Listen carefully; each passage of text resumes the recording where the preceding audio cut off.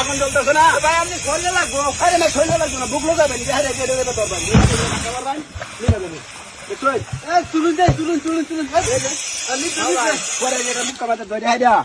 এটা খালি খুললে দিবেন না, এত আশা লাগবো ম্যাম।